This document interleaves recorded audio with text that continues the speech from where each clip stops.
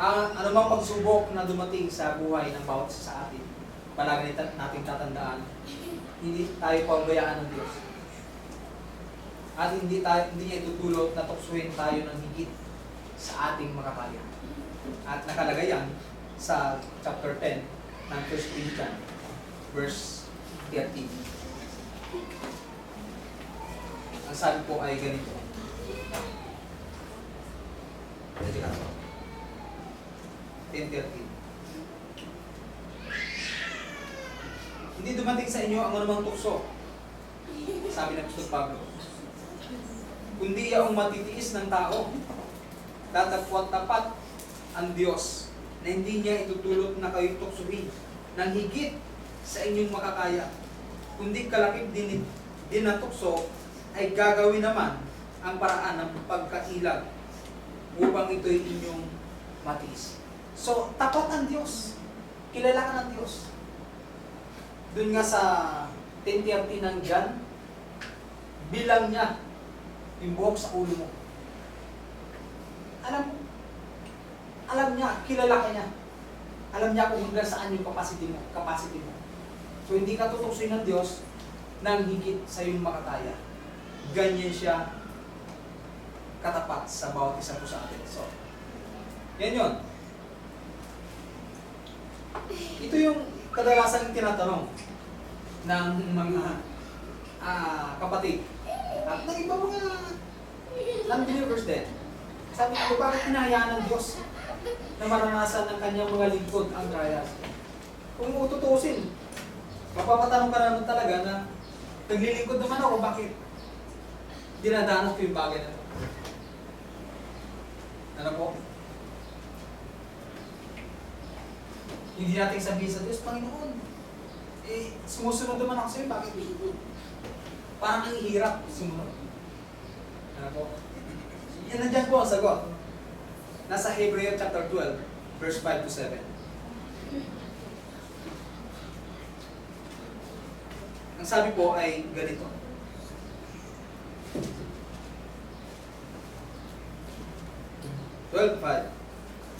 At inyong nililimot ang iniaral na ipinakikipagtalo sa inyo na tulad sa mga anak. Ang sabi dito, anak ko, huwag mong walang bahala ang parusa ng Panginoon.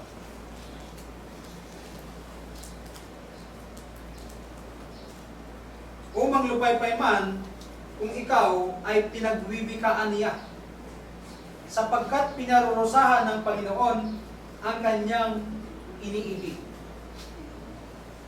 At hinahampas ang bawat tinatanggap na anak. Ang sabi sa 7, na dahil sa ito'y parusa, kayo'y nagtitiis.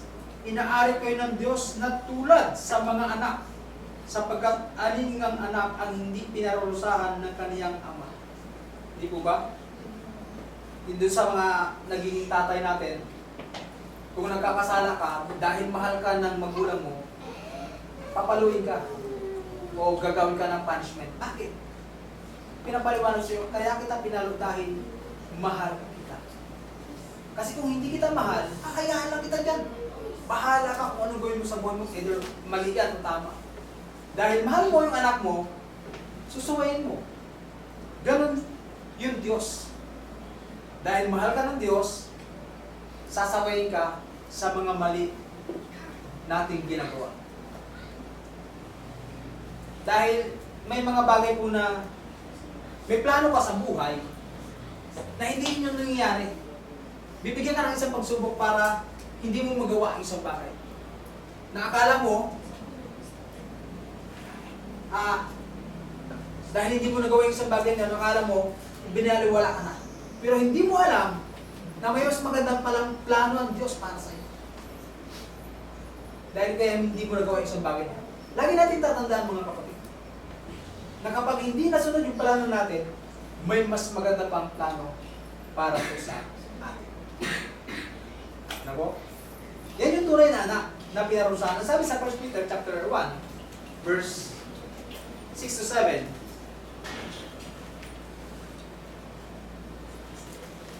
1 Peter chapter 1, verse 6. na ito ang inyong totoong ikinagagalak. Bagamat ngayon sa sandaling panahon, kung kinakailangan ay inalumbay kayo sa muling-muling pagsubok upang ang pagsubok sa inyong pananampalataya na lalong mahalaga kaysa ginto na nasisira, bagamat ito'y sinusubok sa pamamagitan ng apoy, ay masumpungan sa ikapupuri at kaluluwalhati at ikararangal sa pagpapakahayag ni Yesu Kristo. So isa ito sa pag-test din sa ating pananampalataya kung tunay kang sumasampalataya sa Diyos. Dahil kung ikaw ay nakaranas ng kunting paghihirap lang at hindi ka na sumunod sa Diyos, hindi tunay yung iyong pananampalataya. Dahil sa pagsunod sa ating Panginoon si Kristo, mayroon kang pagdadaanan na mahirap. So, anumang hirap ito, anumang trials na iyong pagdaraanan, tuloy lang. Dahil nga sabi ng Biblia, ang magtiis hanggang sa wakas ay siyang maliligtas. Yung nangyayari sa buhay natin ngayon, temporary lang yan. Huwag tayong sumuko. Ang mas huli natin ay yung tinatawag na salvation.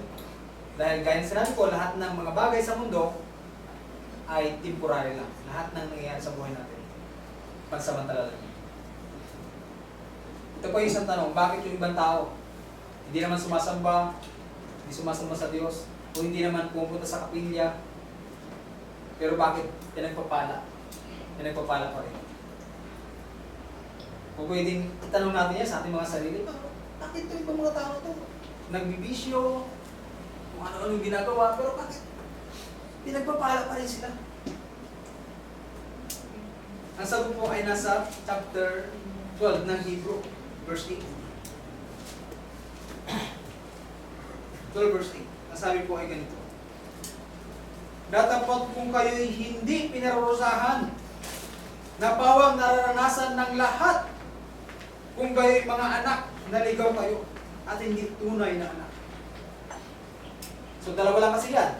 Nakalagay din sa Biblia, anak ng Diyos, anak ng Diablo. Nasa 1 John po yung hindi ako nagkakamali. Yun lang yun.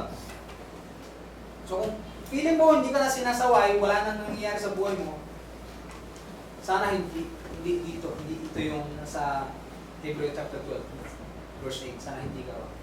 Ano po?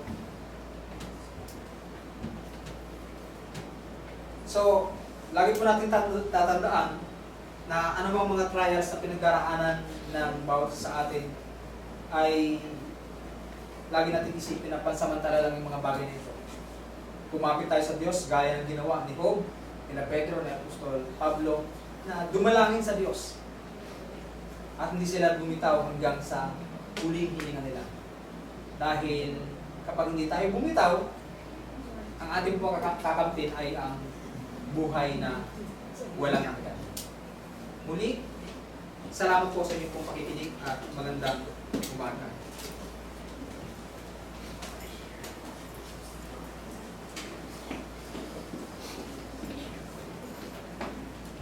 Maraming salamat po sa dulot aral na pinanagin sa ating ating kapatid at tayo papatuloy sa pagawain sa pagtututo ng pinapay at pag-inom sa araw.